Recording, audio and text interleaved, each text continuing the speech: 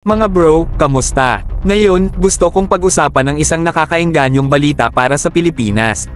Bilang bahagi ng US military assistance, 2 Marine Protector class patrol boats ang ilalagay na i-donate ng United States sa Pilipinas. Ang hakbang na ito ay isang malakas na galaw na makakatulong sa pagpapalakas ng kakayahan ng Pilipinas sa maritime security at magpapalakas sa kakayahan nito na protektahan ang kanyang mga karagatan.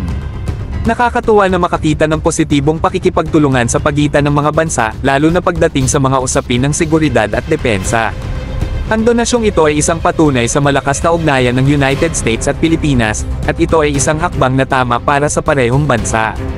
Mahalaga na manatiling nakaalam tayo tungkol sa global na mga pangyayari at maunawaan ang kahalagahan ng ganitong mga donasyon.